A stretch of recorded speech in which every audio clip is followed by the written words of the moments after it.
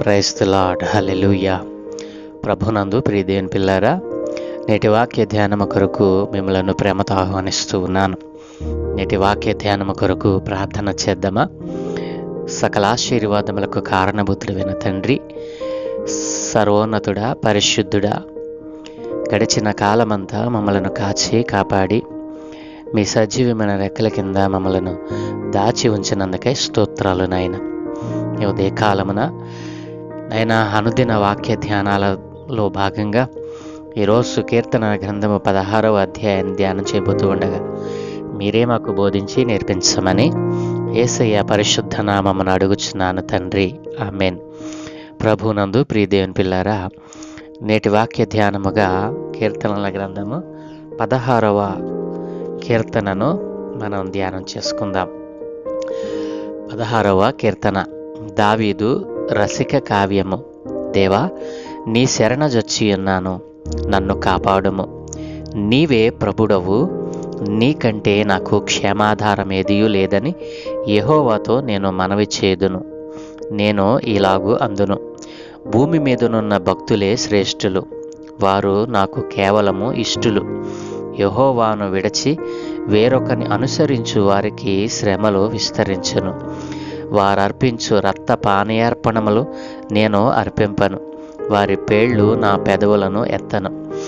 యెహోవా, నా స్వాస్థ్య భాగము, నా పానీయ భాగము నీవే. నీవే నా భాగమును కాపాడుచున్నావు. మనోహర స్థలములలో నాకు పాలు ప్రాప్తించెను, శ్రేష్టమైన స్వాస్థ్యము నాకు కలిగెను. నాకు ఆలోచనకర్త అయిన యెహోవాను స్తుతించెదను. రాత్రి గడియలలో నా అంతరింద్రియము నాకు బోధించుచున్నది. సదాకాలము యెహోవా యందు నా గురి నిలుపుచున్నాను. ఆయన నా కుడి పార్శ్వమందు ఉన్నాడు గనుక నేను కదల్చబడను. అందువలన నా హృదయము సంతోషించుచున్నది, నా ఆత్మ హర్షించుచున్నది, నా శరీరము కూడా సురక్షితముగా నివసించుచున్నది. ఎందుకనగా నీవు నా ఆత్మను పాతాళములో విడిచిపెట్టవు, నీ పరిశుద్ధిని కుళ్ళు పట్టనీయవు. జీవమార్గమును నీవు నాకు తెలియజేసేదవు. నీ సన్నిధిని సంపూర్ణ సంతోషము కలదు, నీ కుడి చేతిలో నిత్యము సుఖములు కలవు. ప్రభునందు ప్రియ దేవుని పిల్లలారా, ఇక ఈ 16వ కీర్తనను మనము వచ్చిన వెంబడి వచ్చిన ధ్యానం చేయబోతా ఉన్నాం. ఈ కీర్తనను మరి 3 భాగాలుగా మనం విభజించుకుని ధ్యానం చేసుకోవచ్చును. ఈరోజు మొదటి భాగాన్ని మనం ధ్యానం చేద్దాం. మరి మొదటి భాగము మొదటి 3 వచనాలలో మనకు కనిపిస్తూ ఉంది. మొదటిగా ఈ కీర్తన యొక్క ఉపోద్ఘాతాన్ని మనం విందాం. ప్రియ దేవుని పిల్లలారా, ఈ కీర్తనను కూడా దావీదు భక్తుడు రాసినట్లుగా మరి శీర్షికలోనే మనకు కనబడతా ఉంది. అయితే ఈ కీర్తన ఎంతో విశేషమైన అసాధారణమైనటువంటి కీర్తనగా దీనిని మనం చెప్పవచ్చును. ప్రియ దేవుని పిల్లలారా, ఈ 16వ కీర్తన నుండి 24వ కీర్తన వరకు మనం చూసినట్లయితే ప్రియ దేవుని పిల్లలారా, మరి క్రీస్తు ప్రభుల వారి యొక్క మరి యేసుక్రీస్తు ప్రభుల వారిని గురించినటువంటి అనేకమైనటువంటి ప్రవచనాలు ఈ యొక్క 16వ కీర్తన నుండి 24వ కీర్తన వరకు కూడా మరి అనేక మంది భక్తులు దానిని మరి ఈ ప్రవచనాలను ఎత్తి మాట్లాడారు. ప్రియ దేవుని పిల్లలారా, ఈ 16వ కీర్తన మెస్సయ కీర్తన, ఇది 3వ మెస్సయ కీర్తనగా మరి మనకు కనబడతా ఉంది. ఇంకా మనం చెప్పాలేనంటే ఈ 16వ కీర్తన క్రీస్తు ప్రభుల వారి యొక్క జీవితము, క్రీస్తు ప్రభుల వారి యొక్క మరణము, క్రీస్తు ప్రభుల వారి యొక్క పునరుత్థానమును గురించి ఇది క్లియర్గా మనకు తెలియచేస్తూ ఉంది. ప్రియ దేవుని పిల్లలారా, ఈ 16వ కీర్తన క్రీస్తు యొక్క జీవితమును గురించి, క్రీస్తు యొక్క మరణము గురించి, క్రీస్తు యొక్క పునరుత్థానమును గురించి మనకు తెలియచేస్తూ ఉంది. ప్రియ దేవుని పిల్లలారా, క్రీస్తుకు పూర్వము దావీదు కాలంలోనే దావీదు భక్తుడు మరి క్రీస్తు యొక్క జీవితమును గురించి, క్రీస్తు ప్రభుల వారి యొక్క మరణమును గురించి, క్రీస్తు ప్రభుల వారి యొక్క పునరుత్థానమును గురించి మరి ప్రవక్త ప్రవచించినట్లుగా ఇక్కడ ఆయన జీవితమును గురించి ఆయన మరి వ్రాసి ఉంచాడు ప్రియదేవుని పిల్లలారా. కాబట్టి మరి ఈ కీర్తన యొక్క శీర్షికను మనం చూసినట్లయితే దావీదు రసిక కావ్యము అని దీనికి శీర్షిక పెట్టబడింది. ప్రియదేవుని పిల్లలారా, ఈ రసిక కావ్యము అనేటువంటి పదానికి హీబ్రూ భాషలో దానిని మిక్తామ్ అని అంటారు. ప్రియదేవుని పిల్లలారా, ఈ రసిక కావ్యము అనేటువంటి శీర్షికకు హీబ్రూ భాషలో మరి మనం చూసినట్లయితే దానిని మిక్తామ్ అని అంటారు.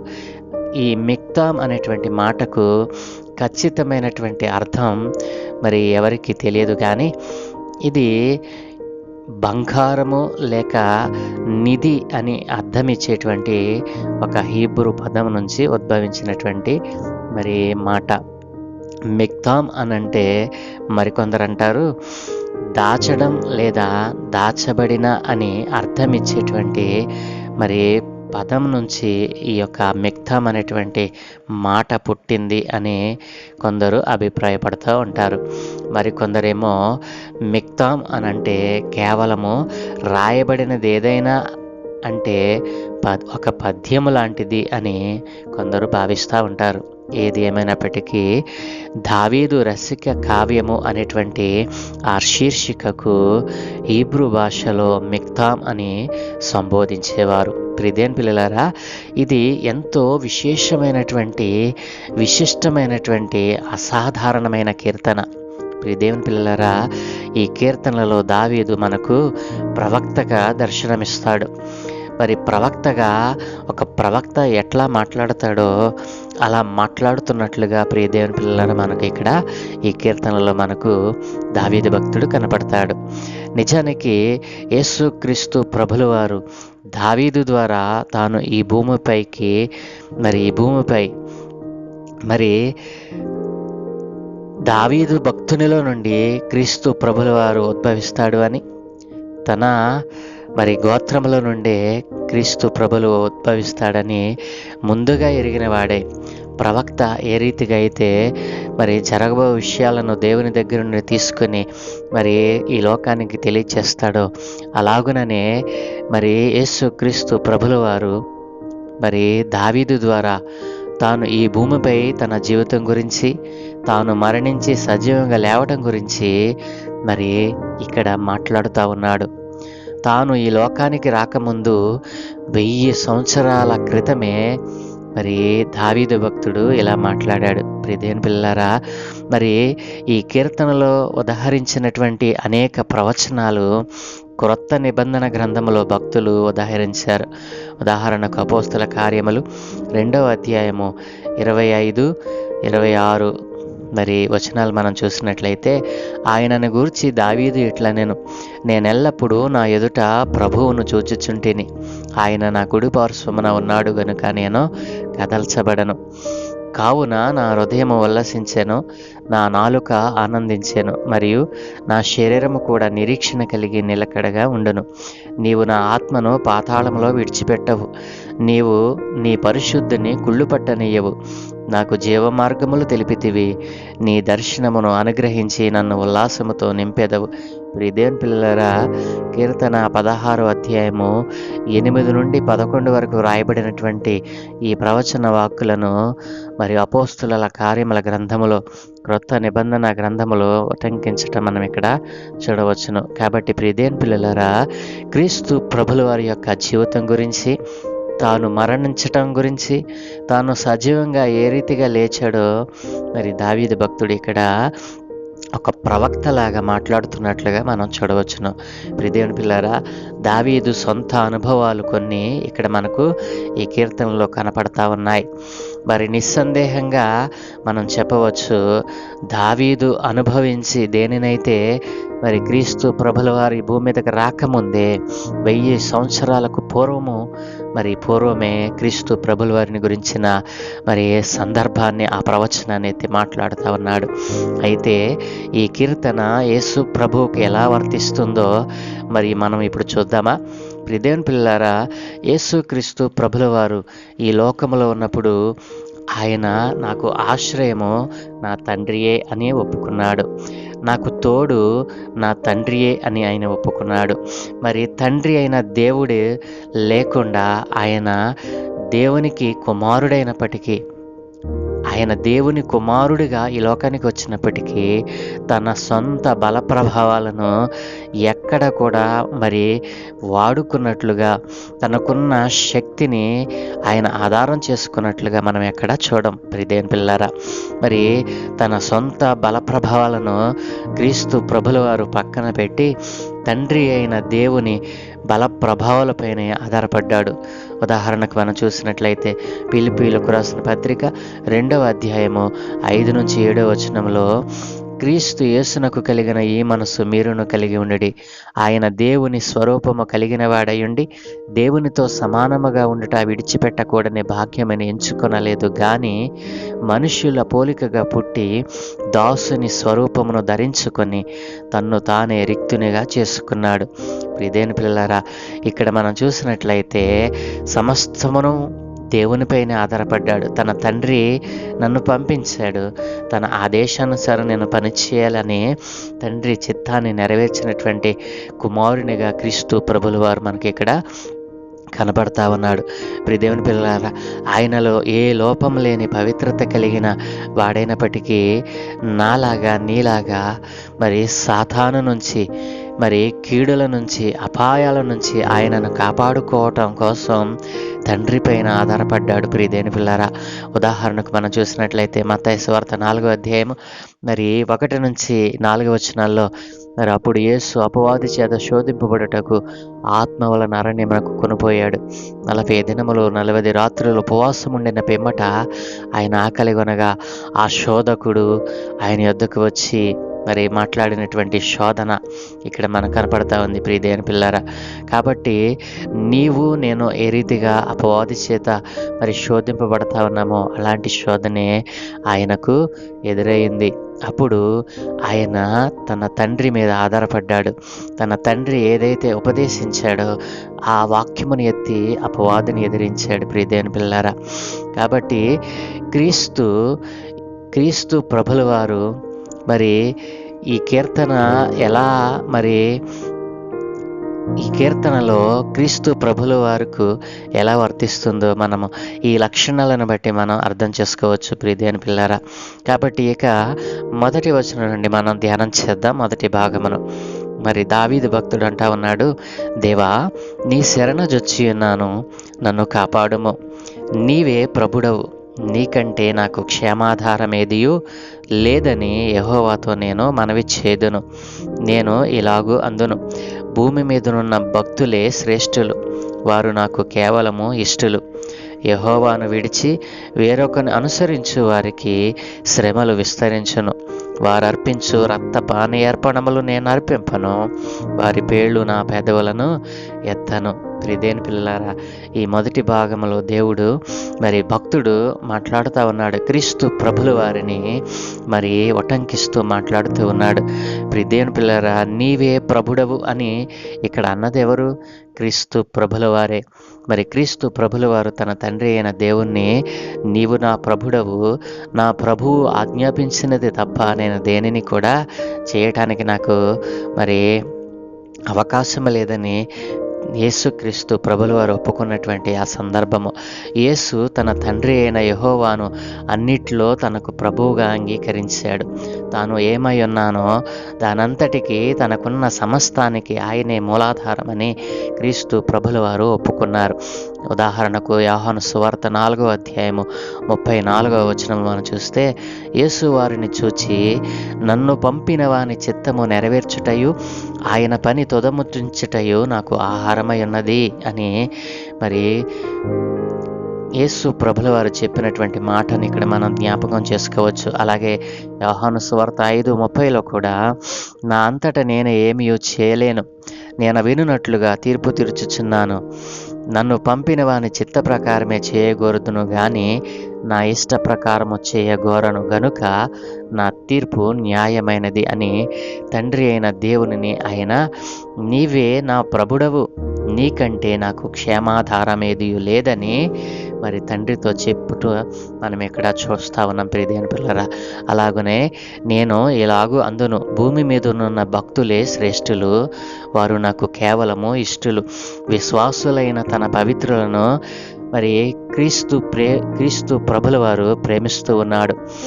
మరి తన భక్తులైనటువంటి తన యందు విశ్వాసముంచిన వారి కోసం మరి క్రీస్తు ప్రభుల వారు తన్ను తానే అర్పించుకున్నాడు. వారిని మాత్రమే ఈ భూమిపైన మహనీయులుగా ఆయన ఎంచుతూ వస్తూ ఉన్నాడు, ఇప్పటికీ ఎంచుతూ ఉన్నాడు. ప్రియదేవుని పిల్లారా, ధనవంతుల విషయంలో కానీ, లౌకికమైన జ్ఞానమున్న వారి విషయంలో కానీ, అధికారము మరి ధనబలము గౌరవ ప్రతిష్టలు పేరు ప్రతిష్టలు ఉన్న వారి విషయంలో ఆయనకు సంతోషము లేదు. కానీ తన యందు విశ్వాసముంచి తన యందు భయభక్తులు కలిగిన వారి విషయంలోనే ఆయనకు నిత్యము ఆనందము సంతోషము కలుగుతూ ఉంది. ఆయన దృష్టిలో ఆయన విశ్వాసులే మరి ఆయనకు ఎంతో శ్రేష్ఠులు. ఆయన వారిని శ్రేష్ఠులుగా ఎంచుతూ ఉన్నాడు. వారు మరి ఆయన చేత ఇష్టపడుతూ ఉన్నారు ప్రియదేవుని పిల్లారా. కాబట్టి యేసు ప్రభు కలిగిన సంతోషాన్ని కొన్ని విషయాల గురించి మనం తెలుసుకోవాలంటే మరి కీర్తనల గ్రంథము 147వ అధ్యాయము 11వ వచనంలో ఇలాగనే ఉంది, తన యందు భయభక్తులు గల వారి యందు తన కృప కొరకు కనిపెట్టు వారి యందు యెహోవా ఆనందించుచున్నాడు. ప్రియదేవుని పిల్లారా, క్రీస్తు ప్రభుల వారు ఒప్పుకుంటున్నట్లుగా మరి ఈ భూమి మీద ఉన్నటువంటి తన యందు విశ్వాసముంచిన వారి పట్ల ఆయన సంతోషాన్ని ఆనందాన్ని వ్యక్తపరుస్తూ ఉన్నాడు. ప్రియదేవుని పిల్లారా, ఇలాగని ఎవరైతే ఆయన యందు విశ్వాసం ఇస్తారో తండ్రి అయిన దేవుడు కూడా ఆనందిస్తాడటండి. ప్రియదేవుని పిల్ల, సంతోష ఆనందాలను దేవుడు మనకు అనుగ్రహిస్తాడంటండి ప్రియదేవుని పిల్లారా. కాబట్టి మరి ఈ యొక్క 4వ వచనం మనం చూస్తే, యెహోవాను విడిచి వేరొకను అనుసరించు వారికి శ్రమలు విస్తరించును, వారు అర్పించు రక్తపానీయ అర్పణములు నేను అర్పింపను, వారి పేర్లు నా పెదవులను ఎత్తను. దేవుళ్ళ సంఖ్య పెరిగిన కొద్దీ కడగండ్లు పెరుగుతాయి. ప్రియదేవుని పిల్లరా, ఈ మాట విన్నారు కదూ, దేవుళ్ళ సంఖ్య పెరిగిన కొద్దీ కడగండ్లు పెరుగుతాయి. ఏకైక నిజదేవుడు ఒక వ్యక్తికి చాలలేదంటే అనేక దేవుళ్ళు కూడా చాలరు. విశ్వాన్ని సృష్టించిన తన తండ్రిని యేసు ప్రభువు సేవించాడు. విశ్వాన్ని సృష్టించిన తన తండ్రినే క్రీస్తు ప్రభుల వారు మరి సేవించాడు, ఆయనను ఆరాధించాడు. ప్రియదేవుని పిల్లారా, ఉనికిలో లేని దేవుళ్లను విగ్రహ పూజలను ఆయన అసహించుకున్నాడు. ఆయన్ను అనుసరించదలిచిన వారంతా కూడా అలాగనే చేయాలి. సాక్షాత్తు దేవుని కుమారుడైన క్రీస్తు ప్రభుల వారే మరి ఈ లోకములో ఉనికిలో లేని మరి ఏ విధమైనటువంటి మరి ఆధారము లేనటువంటి, మాట్లాడలేనటువంటి, నిర్జీవమైనటువంటి విగ్రహ పూజలను ఆయన అసహించుకున్నాడు.